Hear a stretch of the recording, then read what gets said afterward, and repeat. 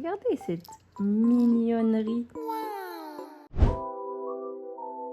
Coucou tout le monde, bienvenue dans cette nouvelle vidéo.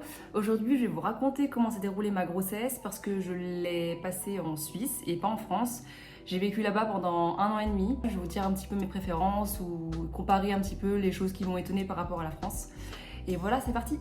Alors globalement, j'ai eu beaucoup de chance parce que ma grossesse s'est très bien déroulée. J'ai eu aucun problème de dos ou des choses où je devais rester alitée pendant des mois. J'ai eu seulement une anémie en fer et du coup on m'a fait une perfusion pendant le premier trimestre. J'ai eu aussi un problème de thyroïde, mais ça c'est quelque chose qui est courant pendant la grossesse apparemment.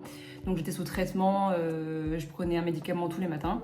J'avais aussi des vitamines et du magnésium parce que la constipation aussi c'était un symptôme courant de la grossesse. Donc comment ça se passe en Suisse pour le suivi? J'ai eu au début, il n'y a pas beaucoup de rendez-vous comparé à la France parce que même si je ne suis pas immunisée à la toxoplasmose, il ne faut pas de contrôle spécifique par rapport à ça.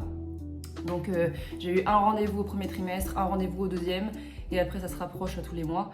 Mais c'est pas du tout comme la France, ils sont un peu flipax de la toxo. Ils te font à chaque rendez-vous une échographie, une prise de sang et un test urinaire. Et puis selon les résultats, voilà, t'as des médicaments, des trucs, des machins. Mais c'est pas du tout une inquiétude, je crois, pour la Suisse, la toxoplasmose. En tout cas, je l'ai pas attrapé pendant la grossesse. C'est le plus important.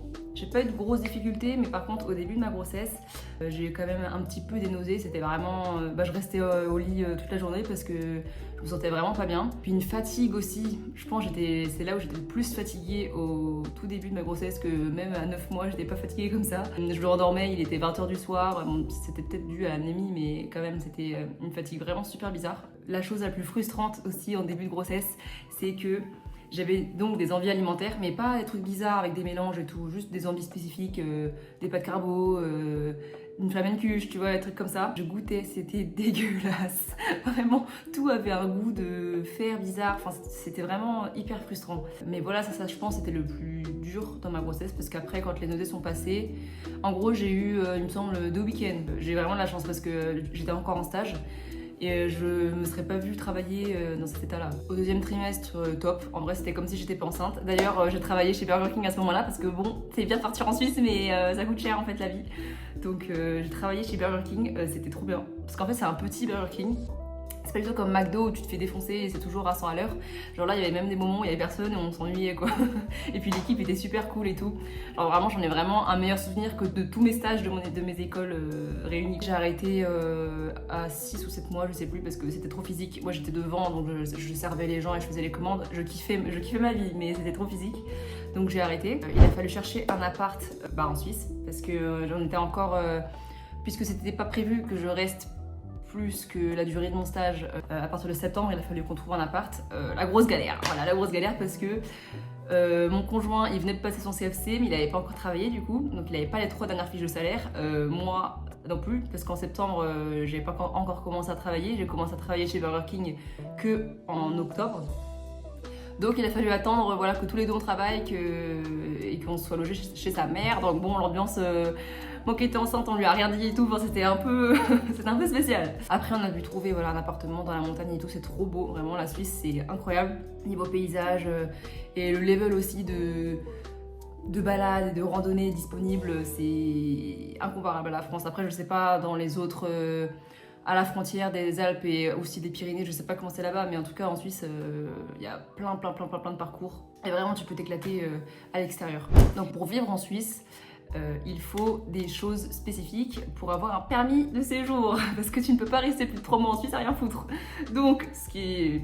en vrai, c'est intelligent, hein. Mais j'ai passé quand même pas mal de temps à obtenir ce permis-là. Il faut que tu travailles, il faut que tu aies un garant, je crois. Tu dois avoir un garant parce que si t'as pas les moyens de rester en Suisse, il te vire, donc t'es obligé. Donc voilà, t'as des documents à fournir pour avoir un permis. Donc moi j'ai eu le permis L, il est valable que 1 an, mais de toute façon on repartait en France avant 1 an. Ah, il fallait aussi une assurance maladie pour avoir le permis séjour, parce que tu peux pas rester en Suisse et ne pas avoir d'assurance maladie. Pour leur système santé, c'est aussi différent de la France, parce que ça fonctionne un petit peu différemment. Eux, il faut choisir une franchise, c'est un montant en francs d'argent que tu peux choisir plus ou moins élevé. Si tu vas beaucoup chez le docteur, tu prends une petite. Si tu vas moins chez le docteur, tu prends une grande. Parce qu'une fois que tu as dépassé la franchise, ils te remboursent. Donc si tu as beaucoup, il vaut mieux prendre une petite. Et donc moi, à ce raisonnement-là, je me suis dit, vu que je suis enceinte et que j'ai beaucoup lâché le docteur, on va prendre une petite. Et non, je ne pense pas que j'aurais dû faire ça, parce que la grossesse, elle est prise en charge par l'assurance de base. Ça ne rentre pas dans la franchise parce que tu payes rien. Donc j'aurais dû prendre, je pense, une franchise à 2005, parce que moi il m'arrive jamais rien de toute façon, mais bon, au cas où, j'aurais été couverte. Sauf que même si tu payes une assurance, t'es pas forcément remboursé pour tous les médicaments, pour les vaccins t'es pas remboursé entièrement. Après moi j'ai pas pris d'assurance complémentaire parce que comme je restais que 1 an, l'assurance complémentaire c'est pour tout ce qui est médecine un petit peu alternative, donc je me suis pas dit que j'allais me taper une petite séance d'ostéo alors que je peux aller en France et que c'est gratis, donc voilà, enfin gratis. Presque. C'est quand même assez différent de la France, où la France tu payes vraiment rien. Sinon au niveau physique, ma grossesse elle m'a pas tellement changé. J'ai pris 10 kilos en tout, mais ça va parce que il me semble qu'il faut prendre 1 kilo par mois quand t'es enceinte. Mais en vrai je les ai vraiment pas ressentis, à part dans le souffle. Quand je marchais et qu'il y avait des montées, bon forcément voilà, il y a 10 kilos en plus donc c'était lourd, je m'essoufflais vite. Mais sinon, vraiment, j'avais rien du tout qui changeait. Genre, parfois, je me souviens quand j'étais au 2e trimestre, j'avais l'impression de ne pas être enceinte, quoi. Aussi, mon ventre, il partait pas vraiment vers le devant. Je pense parce que comme j'ai un grand torse, Lio était beaucoup plus dans mon dos. Est-ce que j'ai aimé être enceinte neutre. Parce qu'il y a pas mal de pour et pas mal de contre. J'ai pas trop aimé, en soi, j'ai pas trop aimé le fait que le bébé bouge, etc. La sensation que ça fait, j'ai pas trop aimé. Après, regardez, je trouvais ça trop marrant. J'ai filmé d'ailleurs plusieurs passages, évidemment, parce que c'est hyper impressionnant. Et en plus, je me souviens, Lio, je l'ai su quand il est né, mais il avait des ongles super longs. Et je vous jure que quand il a été tête en bas, je le sentais qu'il grattait comme ça en bas, je pense sur le col de l'utérus. C'était horrible, c'était hyper désagréable. Et du coup, je me secouais comme ça pour qu'il arrête. Et je veux dire, ça marchait. Mais c'était fou, quoi. Que je le sente à travers la poche des os et tout. Enfin, physiquement, sinon, autre changement. J'ai pas eu de vergeture au ventre, ça j'ai eu trop de chance. Parce que du coup, vu que mon ventre il a pas trop poussé vers l'avant, ça a pas tellement étiré la peau, je pense. Mais avec l'allaitement, par contre, j'en ai attrapé sur la poitrine. Parce qu'évidemment, les changements de volume, ça va vite. Entre la montée de lait quand t'accouches et après, quand ça se régule, du coup, ta taille change. Je monte pas mes seins comme ça, donc ça se voit pas. Sinon, pendant ma grossesse, j'avais pas trop arrêté le sport. Bon, forcément, je n'allais plus à la salle parce que j'en avais pas en Suisse, j'allais en France. Mais je continuais un petit peu le pilates. Sur YouTube, il y a plein de vidéos de sport pour les femmes enceintes et tout. Pour l'anecdote, j'ai failli faire un malaise pendant un rendez-vous chez le gynécologue durant l'échographie parce que j'étais totalement allongée sur le dos. Et ça, normalement, c'est dangereux, il faut pas le faire pour dormir parce que ça comprime la veine qui est dans le dos. Et donc, c'est un truc avec la circulation sanguine, etc. Et au départ, je voulais pas dire à la gynéco que ça allait pas parce qu'elle était en train de faire des photos 3D du bébé. Et il faut pas bouger à ce moment-là. Donc je me suis dit, bon, ça va durer quelques minutes, je vais tenir et après, ça ira quand je vais me relever. Sauf que ça a pris un peu plus longtemps et là, ma tête, elle a vu que ça allait plus. Donc après, j'ai pu me mettre sur le côté et ça a été après quelques minutes. Mais c'est vrai que je ressentais directement quand la position n'allait pas au bébé parce que j'avais des nausées. Je dormais quand même parfois sur le dos parce que à force de dormir sur le côté, après, ça fait mal à la hanche. Mais je dormais avec des coussins derrière moi pour que je puisse dormir inclinée et ça allait super. Donc voilà, faut vraiment écouter son corps. Deuxième anecdote, quand j'étais enceinte, je perdais vraiment aucun cheveu et mes poils ne poussaient plus du tout. Et ça, je m'en suis rendu compte après avoir accouché, où j'ai recommencé à avoir des poils sur le ventre, des choses normales pour une femme, mais que j'avais totalement oublié qu'à la base, je les avais. Mais je m'en suis rendu compte parce que là, vu que je suis à 3 mois postpartum, je recommence à perdre mes cheveux et peut-être un peu plus qu'avant, vu que c'est la période où avec la chute d'hormones, tu perds tes cheveux. Mais non, voilà, je trouvais ça marrant. Tomber enceinte l'été, comme ça, vous vous rasez les jambes et puis après, ça repousse plus pendant 9 mois. Ce qui m'a marqué de la Suisse, déjà les gens ils sont hyper gentils et hyper civilisés. Bon, c'est très carré là-bas, faut pas faire les foufous parce que sinon tu te fais balancer, je pense. Et aussi ce qui m'avait marqué, c'était que les endroits publics, même les toilettes publiques, elles sont hyper clean et en plus c'est gratuit. Et puis sinon, du coup, je me suis un petit peu baladée en Suisse parce que je vis pas dans le même canton que là où j'ai fait mon stage.